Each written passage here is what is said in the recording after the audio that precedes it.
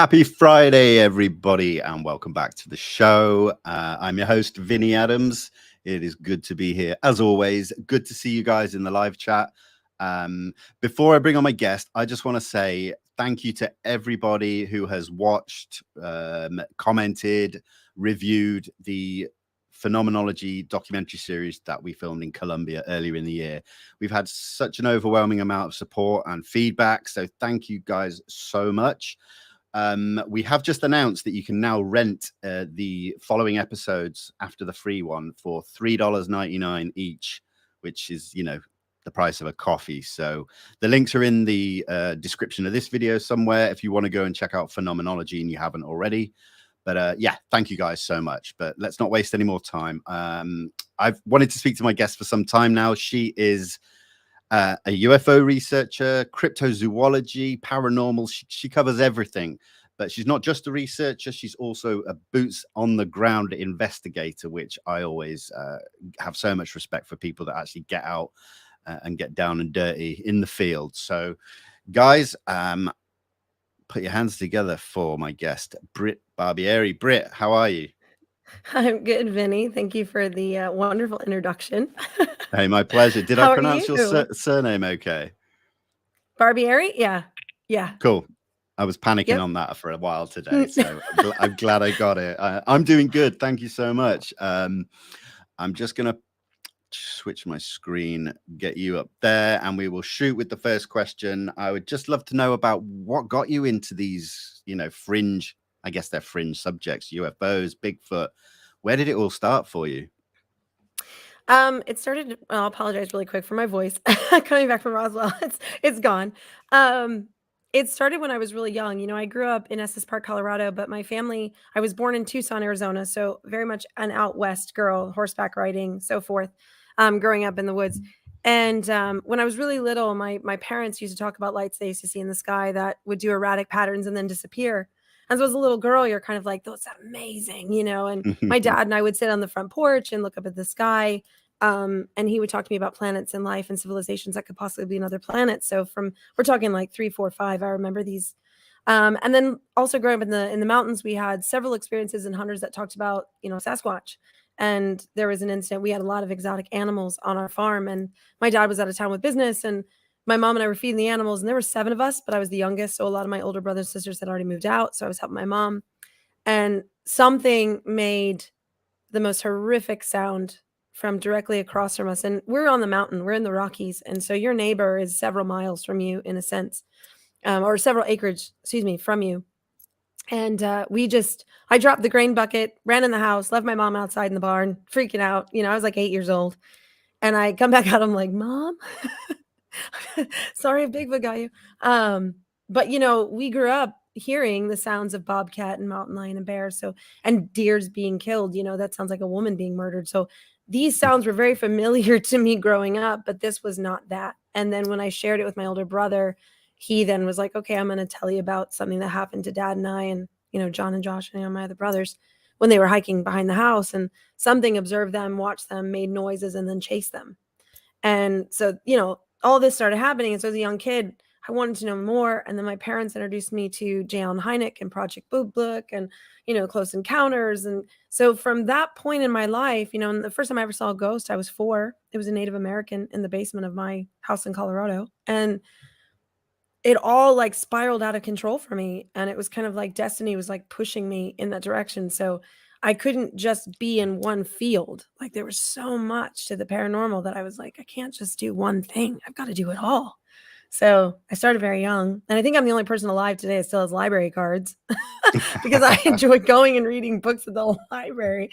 But yeah, so that's how it all kind of spiraled for me to go and do these things. And I was very encouraged by my family to be the change and be the difference and stand out. So that's what I did.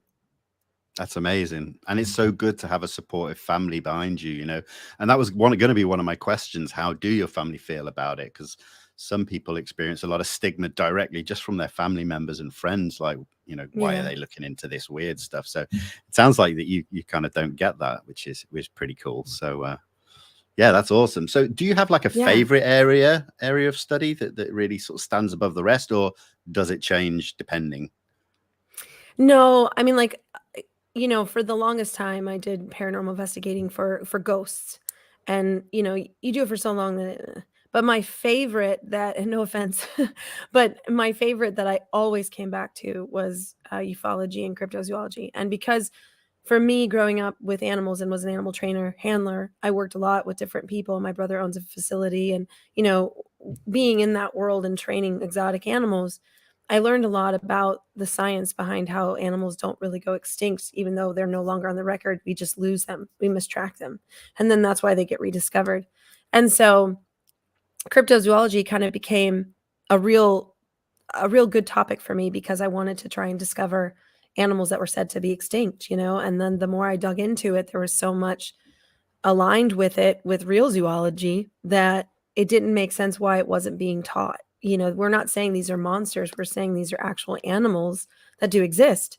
And so it just always blew my mind that, Bigfoot was this ridiculous monster when through history, he's nothing more than a primate that lived and kind of reside next to the Native American tribes of America and other countries. So I just didn't understand why it was this crazy monstrous beast and it wasn't looked at as like a actual primate.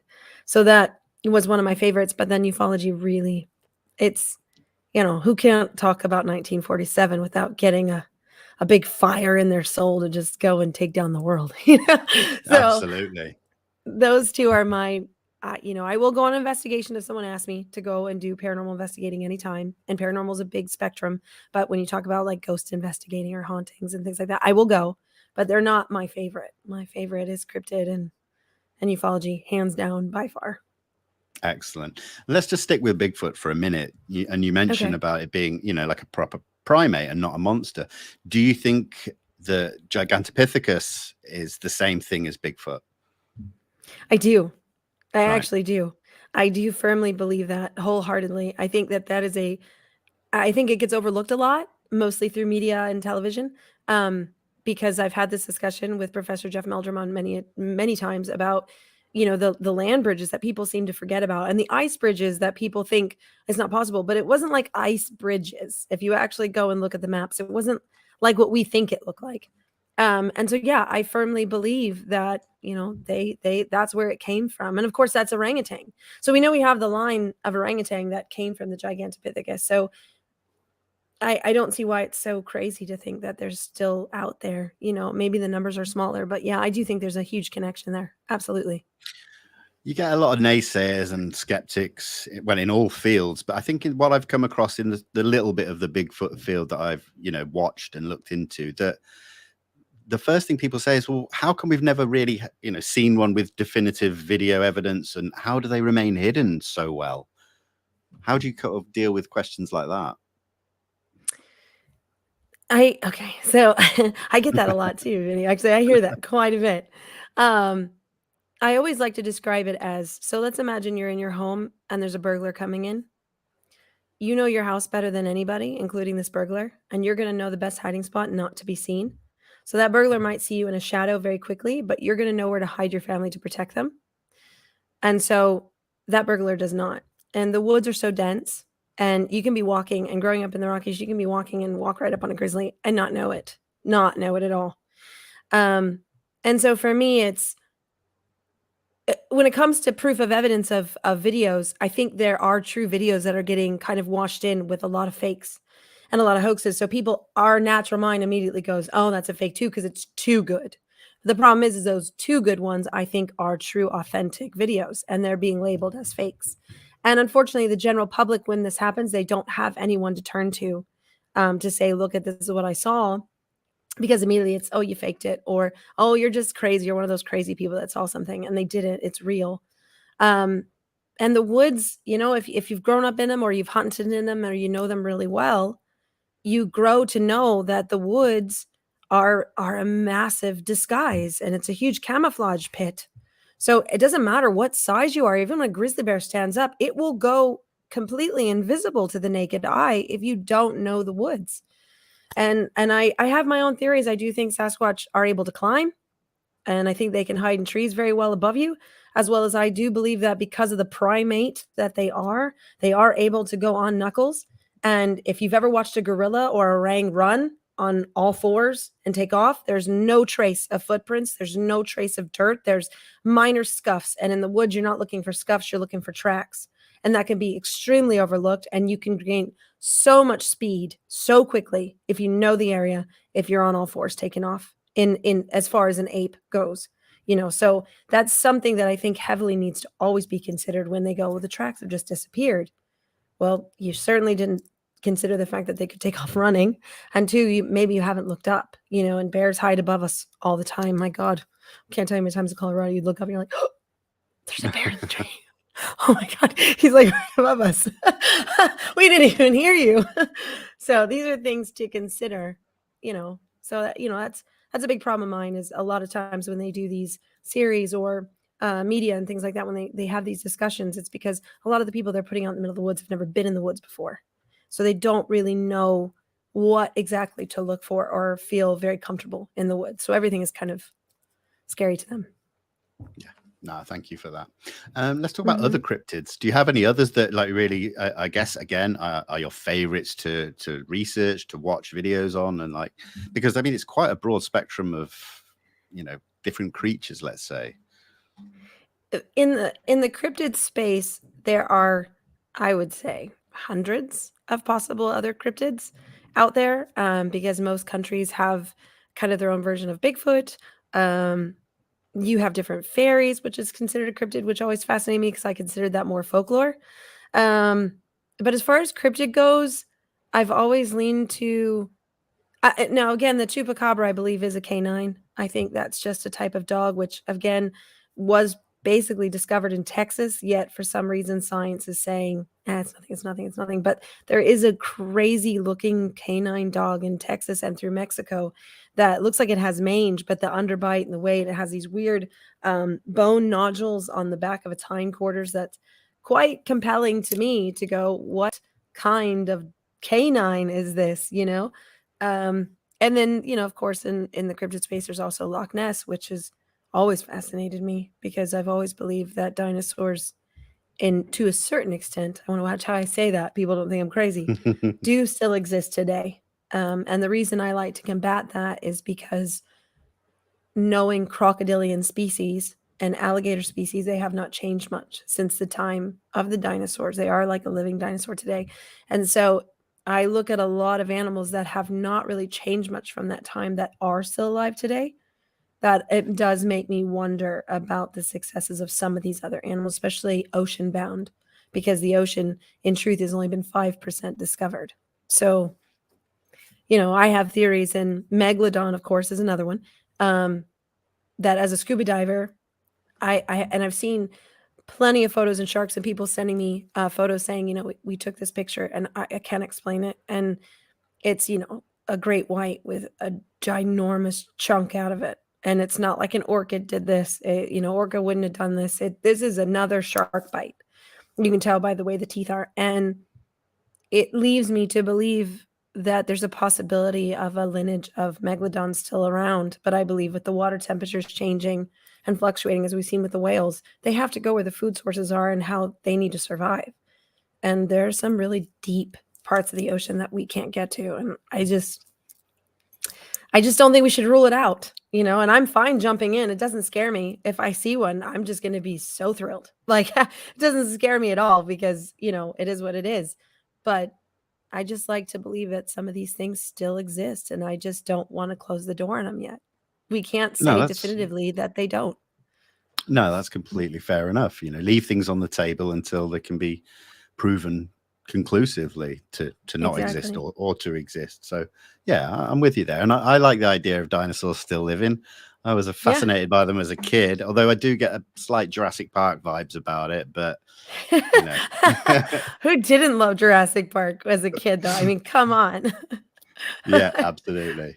So let's move on and let's get to UFOs because they're, that's why we're here, really, I suppose. And I'd like to start by talking about your podcast, because not only do you host a podcast that covers all subjects, but you host it alongside Don Schmitt of Roswell fame. So how on earth did that come about? How did you meet Don? It's fascinating. So I've been in the industry since I was a little girl. And so I ended up working on a project. It was a little over 5 years ago now. And I've always idolized, of course, J. Allen Hynek, of course, growing up. That was like, oh my gosh. And when I found out about Kufos and then finding out about Mark Chesney and Donald Schmitt, I mean, these are two, and Tom Carey, these are gentlemen that were like kicking down doors and taking names, after Blue Book closed. And so when that happened, I always just kind of bought up all of his books and was like, I've got to follow this guy. He's just incredible as far as Roswell goes. And then I was on a project that they needed a specialist in Roswell. And it opened the door for me to reach out to him as, of course, as a professional in the business, but also to actually get down to the business on Roswell. And I reached out to him and I sent my first email and I thought, oh my God, please respond back. This is going to be amazing. And he responds and he was so nice. And then we set up our first Zoom call. But on that call, after I got the questions I needed for his submission, I ended up talking to him for like another hour after that. And we were having this lengthy conversation. And he was like, I'm so impressed that somebody at your age, which, I'm young, but I'm not that young, knows so much about Roswell and Hynek and so forth. And he was really taken back by that. And we ended up creating this incredible friendship to where it turned into family. Like my son calls him Uncle Don because he became family, and then it became a mentoring. I wanted to be a ufologist. There were courses online that they called it certified, as you state, but you would just be certified to say, hey, your business, you did the time, you did the hours, and from not just the 47, but prior, the history of it all. And he helped me through it. I would send him everything. I'm like, oh my God, I'm waiting for my test results for my teacher to come back, and he was right alongside me the whole time. And we've been trying to create shows together. In fact, the time that UFO Witness was being pitched, I was pitching a concept for Don and I to bring back Blue Book as like a new actual team, investigative team, as the new Blue Book. And we got into a pitching war in a sense in regards to, they already have, this other pitch on the table and what else can you offer? And Don and I are like, well, we can offer this and offer that, but then they went ahead and purchased it. And then I got a call, of course, my friend Ben Hanson was like, hey, there's going to be a host on the show. I'm like, yeah, I know. I don't want to hear about it. But yeah, and so that, that's kind of how that all unfolded. And we continue to push forward. And then we were talking, we're like, why don't we just do our own podcast and bring on the specialists that we really want to talk to, but really bring the truth out where they can't control us. And we figured out a way to do that. And that was through No Earthly Explanation. Mm-hmm. That's awesome. I've listened to a few episodes and it's fantastic. So guys, Brit's link tree is in the description. Go and check out all her stuff, but go and listen to the podcast. It's amazing. So that's just with Roswell. Does it frustrate you when you see the multiple government excuses as to what they claim it was? Hands down. It fires me up to no end because honestly, at the end of the day, do you threaten 50 plus people's lives over a weather balloon? No, it doesn't happen like that. And it to me, it fascinates me that there's so many people that are like, oh, well, the government will tell us. They're going to tell us. And it's like, no, they're not. I don't want you to hold your breath. It's not going to happen. They don't, in a sense, they just kind of want 47 to go away because it was their biggest flubub that they've ever made when something like this happened. And they just really want everyone to forget about it, but we can't, and we're not going to. So yeah, I get really frustrated because even to this day, they still try and poo-poo it away, and I just get so, I'm like, no, that's the smoking gun. That's where it all started. That's where it came to the point to we know you'll do anything to cover up the truth, even to the point of threatening children's lives that you'll kill their entire families if they say anything about seeing anything or hearing anything. And it's horrible. People's lives were ruined because of it. And it's, what harm is it to tell people, yeah, something amazing happened and crashed? And I get 47. That was a different time frame mentally for people to kind of accept that. We saw what happened with War of the Worlds. I get it. I totally understand.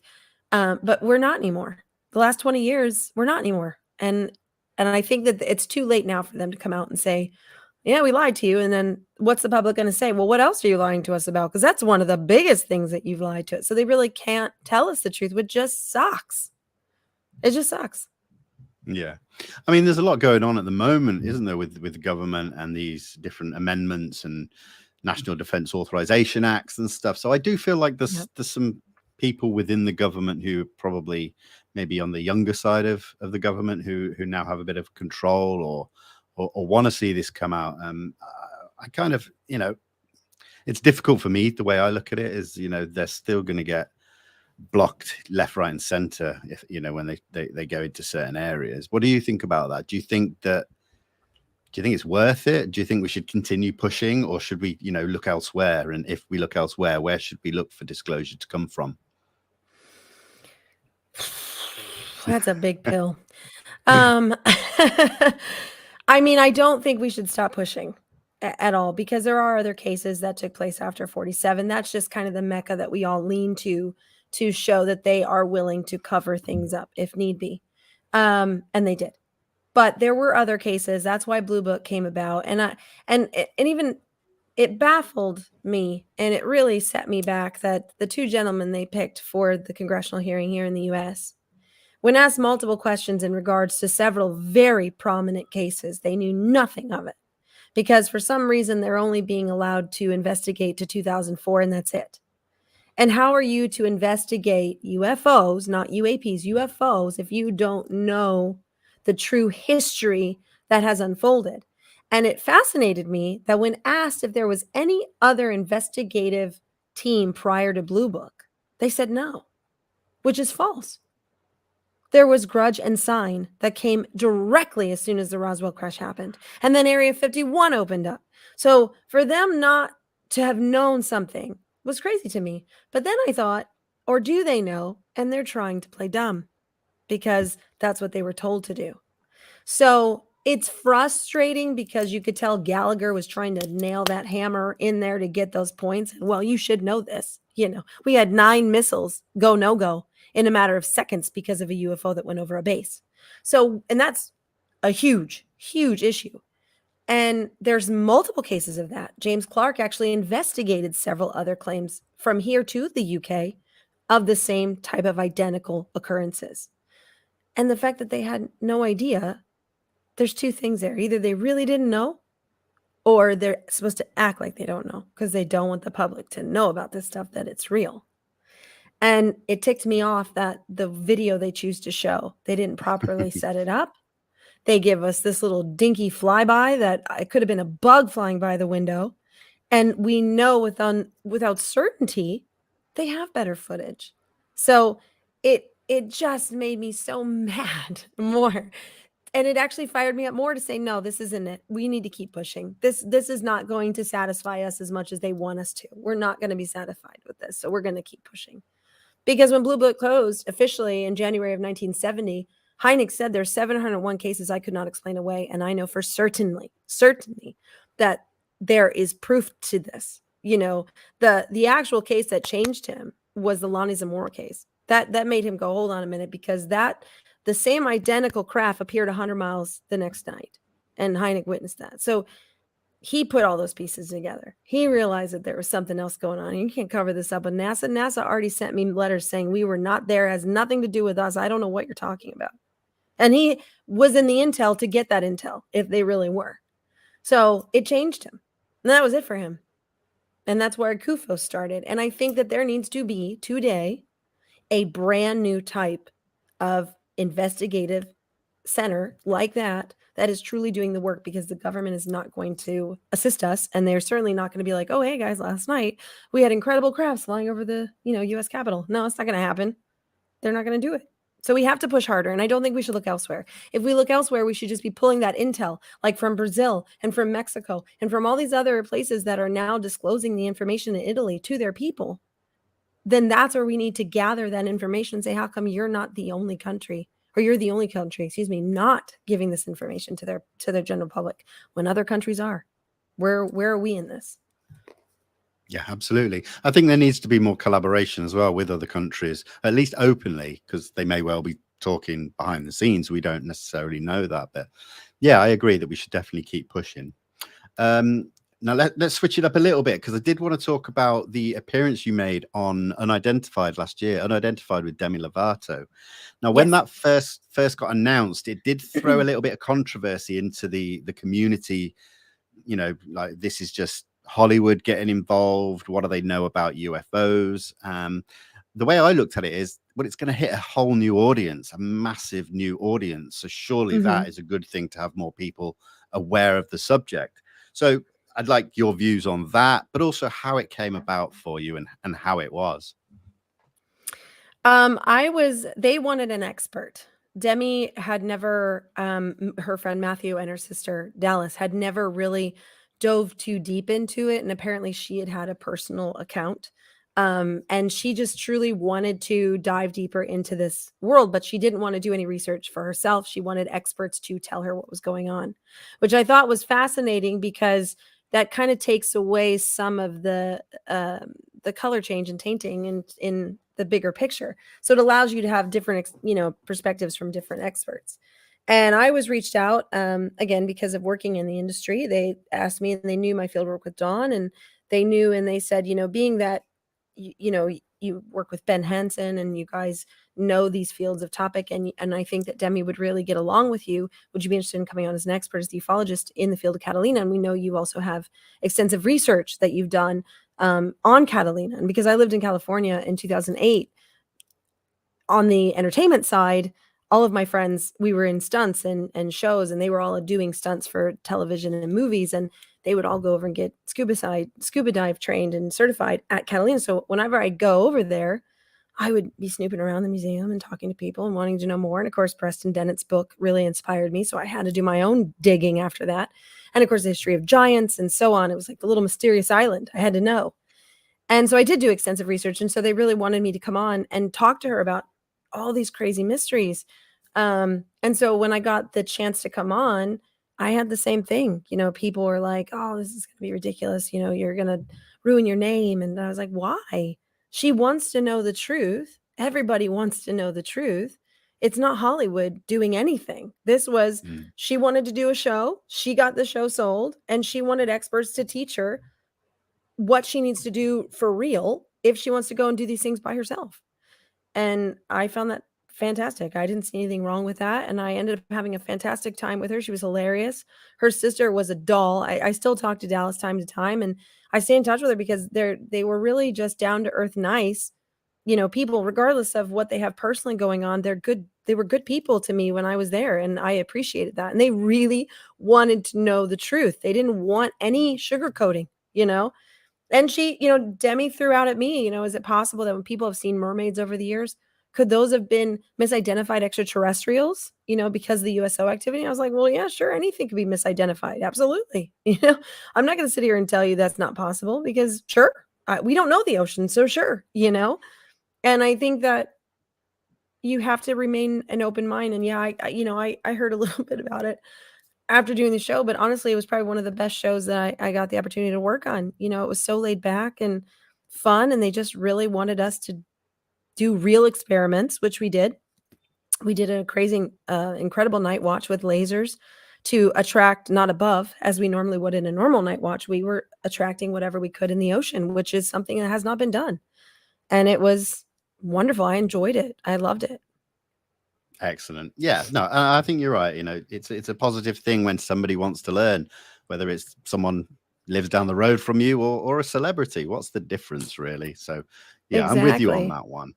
But let's stick with Catalina, because you actually are going to appear, I think, I don't know if it's this week or soon, in a new episode of UFO Witness with Ben Hanson, and you're actually investigating Catalina. So can you tell us about that show? Tell us about the investigation, and then can we talk about the bigger picture of Catalina Island that's, had this USO mystery surrounding it for decades now? Yeah, so the episode actually already aired for UFO Witness on Tuesday. Okay, cool. So it's streaming now on Discovery Plus, or you can go and see it on Travel Channel. It airs Tuesdays at 10 p.m. So I was called in for that because Ben and I, like I said, we go way back, and I investigate all UFO hotspots, areas of interest, sightings, whatever, so be it. And I try and pinpoint a lot of the capitals. And Ben and I, of course, work together in this department, and we have calls all the time and talk about these things. And so he wanted me on because Catalina, of course, is a hub for me as regards to a lot of USO activity and UFO activity. And of course, some of the abduction cases are quite phenomenal that come out of the around Catalina and the Channel Islands, and as well as off Malibu and so forth. And so when I was invited on, they just really wanted Ben and I to sit down and talk about what we have already been working on, behind closed doors for years. But then also talk about why Catalina and why this could be so prominent. And normally I scuba dive in the shows and do that normally. But on this one, they wanted it just to be Ben and me being topside with Melissa, which was wonderful. I loved it. I had a great time. And, you'll see in the episode, we discover something quite fascinating on the backside of the island, which, again, if you go back in time to the original Hanson video that came out in 1966 of the first really good, strong footage from Catalina, and you see the object, and it was filmed from a helicopter going over the top and then disappearing. I always believed, people had kind of come up with conspiracy theories and the fact that, it went into the mountainside, but there really isn't a mountainside in Catalina. Like you have a good high rise, but you would notice if something went inside of an invisible door, in the mountains. And this didn't. And after 1966 and a little bit before, but after that, a lot of fishermen came forward talking about sightings of lights coming up to the top of their boats. And we're not talking about the regular sea lights that we get. This was an actual physical, object that came up and create a lot of, there was, of course, the other incident where the plane was taken down and the one gentleman lost his family member. And of course, we have all these incidences that are surrounded by this island. And it's always really funny to me because it's spooky. Catalina, you can't see it from the coast. And as you get close to it, there's this ridiculous fog that always surrounds this island. And as soon as you break through that fog, it's this beautiful little, mystery island in the middle of nowhere. And it looks like in the middle of nowhere. And I always think to myself, what a great way to disguise yourself. You've got this beautiful cloud, not a lot of population on this island. You could have inhabited it years ago. Nobody would have even known, and so when in this particular video of the 1966, I got sidetracked, it goes behind the mountain and disappears. So my research, and I believe Ben firmly agrees with me on this as well, is that the belief is that it actually went and submerged itself behind the island. Because Catalina has their own Bermuda Triangle directly behind the island, where in the episode you will see, and it was something that I was like, listen, magnetics is a huge key factor when we're dealing with UFOs and so forth, and USOs. And it went 45 degrees and it stuck. That's stronger than lightning to pull a magnetic pull to that extent on your compass. 45 degrees pull. When they were diving over where we believe is kind of like the main mecca of the Bermuda Triangle of Catalina. And for me, that was it. I will go back tomorrow if somebody calls me up to investigate, because I firmly believe there is something going on. And you'll see too, in a lot of the records we pulled, we have magnetic anomalies that are showing so bright red directly behind the island that it doesn't make any sense. These things shouldn't be there, but it would home and help if you're in a USO type of, unidentified submergible object, for those that don't know, to help kind of hide you, because it messes with your compasses, messes with your gauges. You'll never, if everything got turned off, you would be lost. Nothing would tell you where to be compass wise. So yeah, Catalina itself is crazy. So that's what we get to do. And we get to investigate it even further this time than I got to in Unidentified. And my God, I'm ready to go back tomorrow. Freaking love that island. I do. It's crazy. That place is, oh my God, don't get me started. It's incredible. So what, it's not that far away. That obviously the Nimitz encounters was kind of in the channels off of the West Coast. So, a lot of people, or some people, talk about the Tic Tac. Well, it's got to be just some kind of man-made technology, some kind of test. Yet with such close relations to Catalina and the older stories, I personally don't see that connection. Obviously it's possible, but what about you? What are your thoughts on the Tic Tac? If you had to speculate if it was ours or something a lot more anomalous, where would you be sort of pointing? I honestly don't think that it's any kind of I don't think we are capable of creating anything like a Tic Tac. The thing has no wings. It has no real engine. This thing is like a cylinder. And if you go back in history, Tic Tacs have been in history as far as sightings go for a very long time. We're talking egg shape, Tic Tac, cigar. It's this Tic Tac and cigar are almost exactly the same in any kind of testimony when described. And so for me, for anybody to say to me directly, in my personal opinion, that it's possible that our government's made that, I don't. I don't think that's earthbound at all. And I do believe that that is a good version of a USO, of what it looks like. Because again, if you look at the 66 video, it is very similar. It is in the same shape, the way it moves.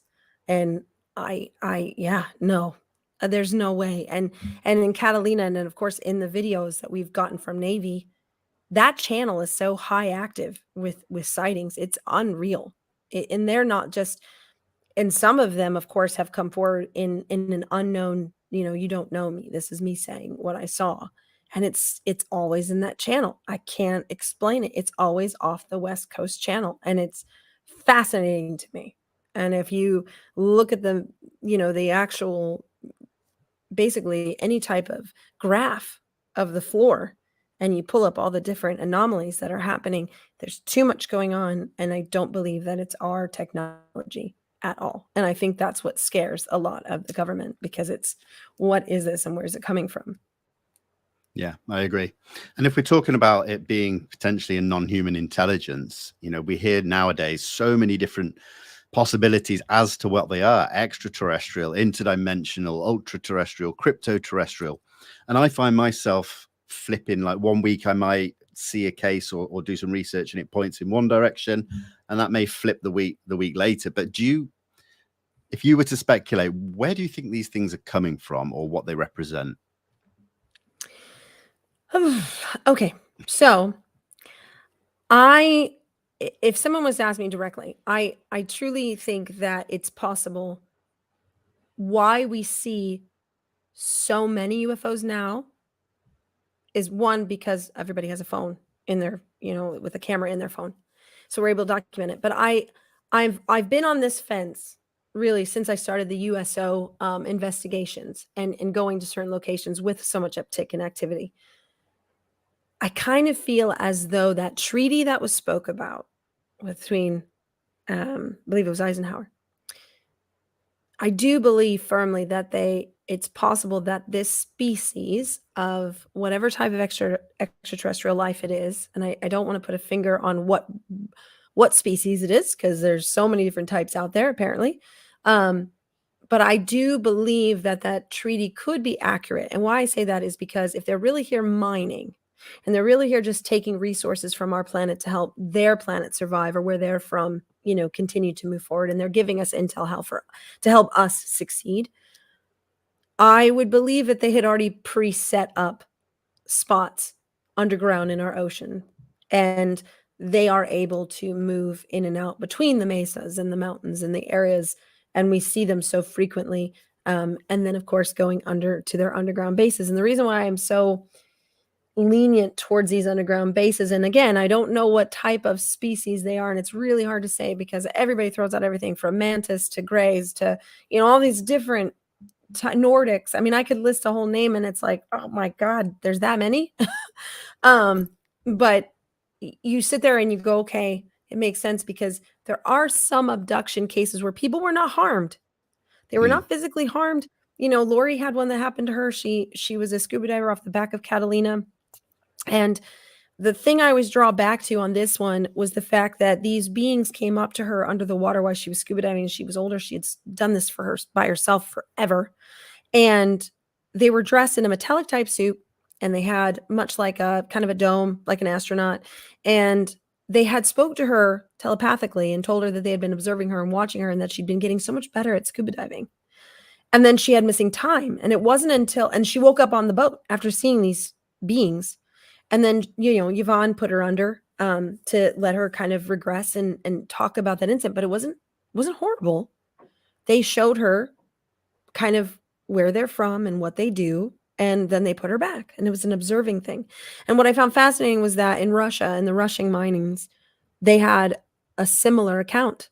And this was many years apart. I mean, many years apart. There's no way that these two stories would have ever collided or conversated, but the beings looked identical. And they're underwater in the same types of suits and observing and seeing what we're doing, not harming us, just observing.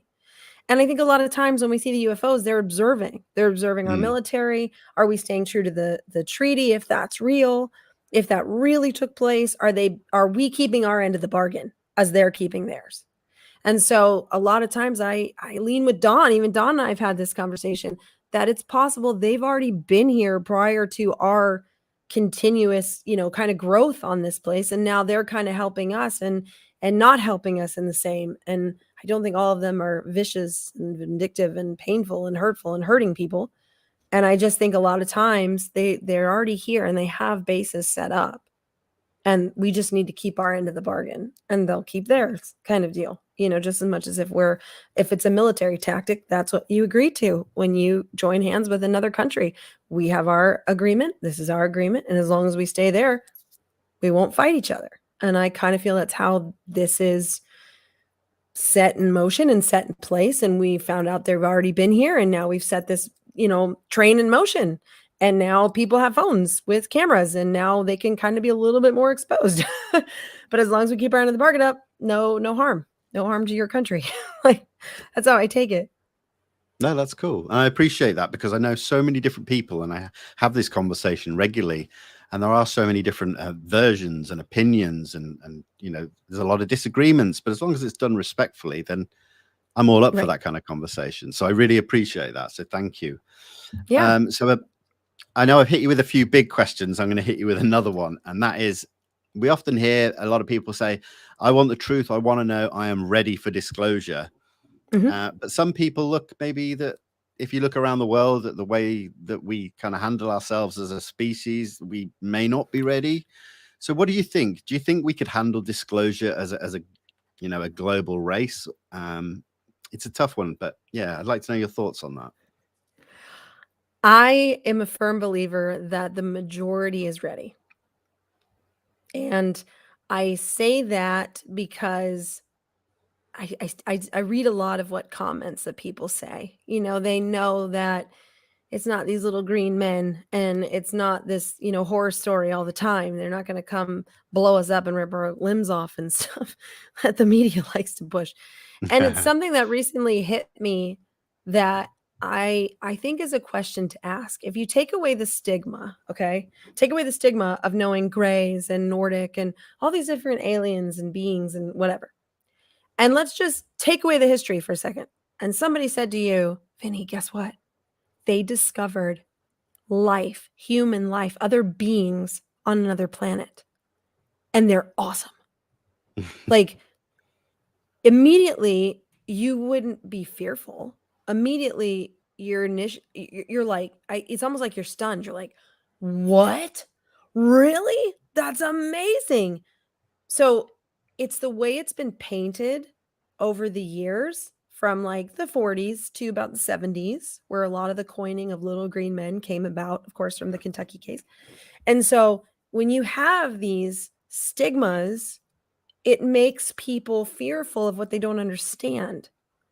But if you paint it in a way that they can understand, which is kind of happening a little bit more now, and that's why I think more of the general public really are ready for the truth. People aren't going to question God. They're not going to go run out and kill themselves because they understand that, wait a minute, if there's life on other planets, there's hope for us then. Maybe we can then go and be with them and live on a planet with them like Elon Musk is trying to do. Elon could be an alien. I'm just saying. I love that guy. But for me, I look at it more like hope, and I think we put our natural mind and the way that we would handle a situation. And we know that the human race can be very evil and can be very mean sometimes. It can be brutal. It can be rude and it can do harm to others when it doesn't need to. And so I think we immediately assume that if we found another race of any type of being, that they're going to do the same thing we do. But in reality, I don't think that, we can't speak for them. We don't know because we don't really even know if there is a them yet. And just based off of the research, we have to go by what we're learning. And there's a lot of accounts and stories in there that we don't need to be fearful of. If they were going to come and blow us up, they would have already done it. If they were going to come and do Independence Day on it, they would have already done it. They're not waiting for a certain date and time, So for me, I do believe the majority that are asking for it, that are wanting that drink, are truly ready for it because they're thirsty for it, because they've done their research, they know the truth, and they're like, please stop treating the general public like idiots. We see it for ourselves. Just tell us the truth, and then don't paint it so horror movie-esque. Just tell them the truth. Just let the public know we're not alone, and it's awesome. It's not a bad thing. That's cool. I like the optimism as well. I always try and remain optimistic.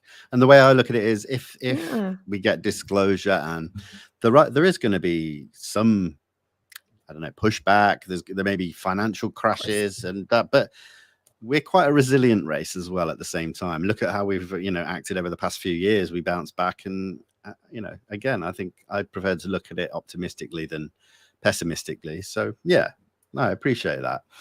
So right before we finish, thank you. But before we finish off, I'd like to know what's next for you. What's next for Brit? Oh my gosh, I don't know. Honestly, after coming back from Roswell, I'll share with you guys for a moment, being a part of the panel with Kufos and with Donald and Donald Schmitt and Mark Chesney, and spending such a great time with them, and Paul Davids and James Clark was there, and so many, Tom Carey, Thomas Reed was there, of course, Ben Hanson, Melissa, all these wonderful people who were there. Luis Elizondo was there as well. It was quite a turnout, but the Roswell panel changed my life for a multitude of reasons. When you're sitting there and you're listening to these gentlemen who have spent, I'm going to say 40, 50 plus years. Some of them were much older. Dennis is 80 now. And so you're looking at these gentlemen who have seen it all, have heard it all, were a part of Deathbed Confessions. And you can't help but sit there and go, what happens when they're gone? When these fighters who have fought the fight and have come toe to toe with government officials in escalades and gun pointing and everything, and I'm not joking, that is like real stuff that has happened to these men. What happens to the legacy that they have set forth for us and for our children if it doesn't carry on? And then to have two sons from officials that were part of the incident in Roswell who came to speak on behalf of their dads who are no longer with us, but who were there to say thank you to these gentlemen for fighting the fight, to getting the truth out for their dads that were afraid to come forward because they didn't want anything to happen to us. And they didn't tell us until they were dying, because you can't kill a dead man. And it really bugged me, because there's nobody truly interested or caring to carry on that fight, that torch of J. Allen Hynek, even. And I just feel that in my gut, that's going to be my next step. I need to push forward, because if you're waiting for the government to tell you the truth, it ain't going to happen. You have to go after the truth yourself. And that's boots on the ground, meeting the people that are afraid to talk and allowing them to feel safe with you and telling their story, and know that there is no judgment. We all want the truth, no matter where that leads us. And I just feel in my heart how much I love these men and these women who have done this, and fearful, and they told their story anyway in books and in writing and in Deathbed Confessions. It is up to us, the next generation, to carry that torch. And as being an apprentice to Don, and he is my mentor and he is my family, I feel it in my gut that that's my next journey, is to either create the brand new blue book that isn't attached to the government and actually go after this for the truth and continue that legacy. So when they're gone, that flame is still burning for Roswell, and we will do whatever it takes to keep it alive. And I will add, Vinny, and you'll get a kick out of this, and I know, I hate the term UAP. I don't know how you feel about it, and I don't care what anybody says. I hate the term UAP. And you know why? Because it stands for Unidentified Aerial Phenomenon. Now, aerial phenomenon is anything that takes place in our atmosphere. And I've studied the atmosphere because, being a ufologist, you need to know different elements of atmosphere that could create a false image of a UFO. Okay, even a major mirage, as they call it, or a super mirage in the sky. Okay, fair enough. But an object, unidentified flying object, is something that is flying around up there, that is a physical, tangible object, not an aerial phenomenon. So I hate that the UFOs are being lumped in and being called UAPs, because it is not the same thing at all. And if anybody is paying attention and they listen to the congressional hearing, they flat out said in the congressional hearing, and I quote, Yes, UFOs, they're a physical object, and we know this for certain now. Okay, so if you know this for certain now that it's a physical object, then stop calling it a UAP. UAP should be entitled for everything else that's going on in the atmosphere. I stand by that 100%. Wormholes, portals, whatever opens up in the atmosphere, fine. It's a phenomenon. But as far as UFOs, they are still an unidentified flying object. And until proven otherwise, that is what they should be called no matter what. So I say UAP to stay PC with everything across the board, but it does irk me because it doesn't make sense that you're lumping in something to move away from the stigma. But in truth, we're still looking at an object that we cannot identify, period. That's what it is. Call it what it is. No, that's fair enough. Changing it. I get it. Well, the thing is that, you know, UAP was actually used back in the 50s a lot. So, I mean, there are many, I use both, and it depends on who I'm talking to, the situation, the case, the year that I'm, you know, referring to. So yes, if I was to, and this is again just my opinion, I would ditch both because for the reasons you explained about UAP, I agree. But also a UFO, if it is, you know, an anti-gravity electromagnetic thing, then it's not actually flying because it's not using, you know. That's true. That's true. It should just be an unidentified object. Yeah. Because we can't really identify it. Yeah. So I'm down with that. that. It's a UP. It's an up. So we'll just start calling it an up, Vinny. That'll be our thing. I'll just be like, hey, did you see the up yesterday? I did see I like that. Yeah, no stigma. It's a new thing. We'll start it and see if it sticks in the ufology community. We'll see if it sticks. Let's do it. Let's do it. Well, listen, Brit, thank you so much for joining me today. I really do appreciate it. I just want to say to everybody that's watching live, listening in the future, go and follow Brit on all her social medias. She's always active and, you know, really interesting posts. Yeah, no, I honestly, that's how we connected on Instagram. And, you know, you're posting so consistently. And I really do appreciate all the work that you do as well. Like, I have so much respect for boots on the ground investigations. I've done it. I've got a bug for it. I cannot wait to get back out and investigate a new case.